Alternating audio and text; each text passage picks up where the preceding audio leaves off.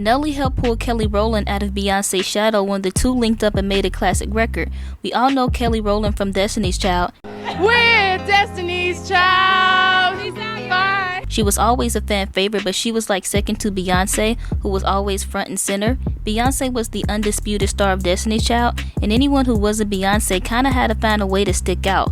So when Kelly linked up with Nelly, she finally got her solo time in the spotlight and emerged from Beyoncé's shadow. Now, anyone salty about me saying Kelly was in Beyoncé's shadow, don't be mad at the messenger because she admitted herself to being overshadowed by Beyoncé. Can you imagine what it's like being in a group with Beyoncé? I would just torture myself in my head like, well. And she also addressed this numerous of times in her music and in interviews over the years, but I digress. So it's 2001, and after the release of Survivor, Matthew Knowles decides that DC needs a break and that they should each release solo projects.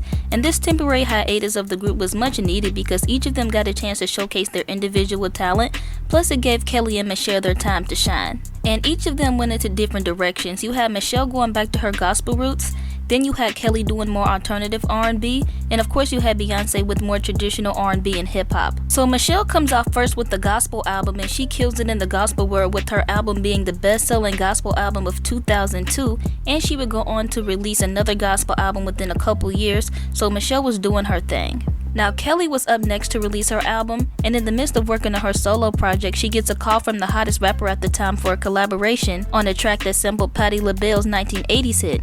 So they make the song, and after Nelly plays it for Matthew Knowles, he automatically realizes that the song is a hit. I said immediately, this is a #1 song, and Destiny Child has 7 #1s, so I know one when I hear one. And this indeed was a #1 hit song. The song blew up immediately, becoming an international smash hit. The song sat at #1 on the charts for 2 straight months.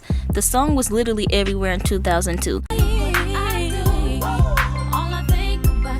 You couldn't turn on the radio without hearing the song. You couldn't watch any video countdown show without seeing the music video. You just couldn't escape it. It was just everywhere. And the crazy thing about Dilemma is that it wasn't even planned as a single. It was literally a last-minute addition to Nelly's album and then went to the top of the charts from airplay alone. Like, this song was such a big success that it knocked Hot in Here from the top of the charts. And that's not easy to do because Hot in Here was also a big commercial success, and Dilemma replaced that song. So Dilemma ended up being one of the biggest songs of both of their careers, and it's also their most viewed video with just recently passing 1 billion views. They just had good chemistry together, which made the collab even better, and of course this sparked the dating rumors between the two, but according to them, they never dated. Now, this wouldn't be Kelly's first #1 hit single. She was also featured on Yvonne's hit single Separated back in 2000, but the impact of Dilemma was undeniable. Because of this, she was the first member out of Destiny's Child to earn a #1 hit single, and she would also go on to win a Grammy for it. This single allowed her to really emerge from just being under Beyoncé's shadow because she was experiencing so much solo success that people started paying attention to her, because prior, a lot of people didn't even know who Kelly Rowland was, and her and Michelle were just referred to as backup dancers and backup singers for Beyoncé, like how Wendy Williams kept calling Destiny's Child Beyoncé and the girls during an interview. But it's clear that the group is Beyoncé and the girls, so why don't you just go solo? No disrespect to the other girls, but we see how things are shaping up. You guys are on TV, the camera stays on you, you get the hottest Dior, they get the leftovers, and that's... And to Wendy's credit, a lot of people were just saying Beyoncé instead of Destiny's Child. Kelly said in an interview, "People always say, we've never heard you sing with Destiny's Child. When I've sung on every single album, Beyoncé hates the fact that people always say, it's your group. Now she's like, well, maybe they'll get off my back." It's wild to think that some people said to her they never heard her sing before, but it goes to show how people simply weren't paying attention to anyone who wasn't Beyoncé. And a lot of fans also said that Beyoncé got all the attention and favoritism because of her father, but Kelly pushed back on this by saying, "As much as I am flattered by what they're saying, I think it worked for us. Beyoncé has a talent that stands on its own. It had nothing to do with Matthew. She didn't have to have her daddy tell her, you're gonna do this song. She made it by her talent, and that's real." But I don't know if the arrangement really worked if people were saying to Kelly they haven't heard her sing.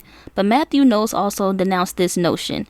Kelly has a beautiful voice, and in no way is she a background singer. Dilemma showcased her in a way that it should've. She's a star in her own right. And so now the spotlight is on Kelly and people are looking to see what she's gonna do with her debut album.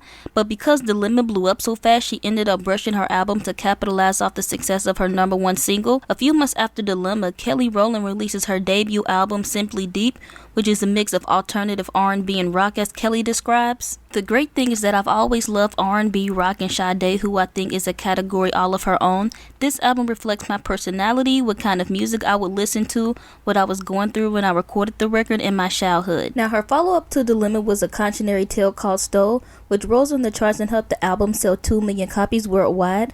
Overall, it was a good album and you could really hear the Solange influence because she did write and produce on the album. But the momentum behind Dilemma didn't completely translate over to her album. Part of the problem was that it was rushed and that the follow-up single to Dilemma was Stole. Making a rock song the follow-up to a huge hip-hop R&B hit wasn't the best move.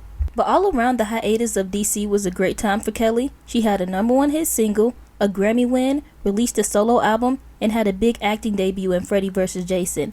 And Kelly was just flourishing. And so the people that were calling her a backup singer to Beyoncé weren't calling her a backup when Dilemma hit. Dilemma is just like a timeless classic hit. I get like an instant rush of nostalgia whenever I hear it. It's like one of the best songs ever. But those are my thoughts on this situation. Let me know yours down below.